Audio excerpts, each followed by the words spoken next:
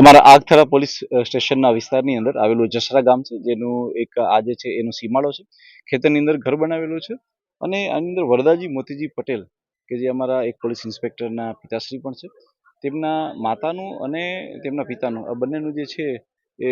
Murder થયેલું છે. મર્ડરની અંદર જે પ્રાથમિક દ્રષ્ટિએ લાગે છે એ પ્રમાણે પગના જે કડલા પણ કાપીને લઈ ગયા છે અને કાનની બુટીઓ અને સાથે સાથે ઘરની તિજોરી તોડેલી છે.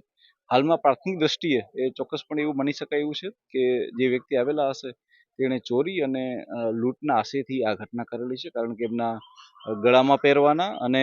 કાનમાં પહેરવાના સાથે સાથે પગમાં પહેરવાના ઘરેણાને બી કાપીને લઈ ગયા છે એવું છે. અમે અલગ અલગ મોડસ ઓપરેન્ડી ઉપર કામ કરી રહ્યા છીએ કે આ પ્રકારના અંજામ કેવા પ્રકારના લોકો આપતા હોય છે, એવી કઈ ગેંગો હોય છે કે જે કોઈ એવા વિસ્તારમાંથી આવતી હોય છે કે જે આ પ્રકારનો અંજામ આપતી હોય છે, એની પર કામ કરી રહ્યા છે. હાલમાં અમારી એફએસએલની ટીમ અને અમારી ડોગ સ્કોડની ટીમ પણ આવી ગઈ છે કે જે ડોગની ટીમ જે છે એ અલગ અલગ શોધી રહી છે કે કઈ દિશામાંથી આવા જે છે એ લોકો આવ્યા હશે. અમે તમામ એંગલો ઉપર વર્ક રાખીને કામ કરી રહ્યા છીએ અને મને વિશ્વાસ છે કે અમારી એલસીબી એસઓજી અને અમારી સ્થાનિક ટીમ જો છે એ ટૂંક જ સમયમાં આ હત્યાના ભેદને ઉકેલી નાખશે.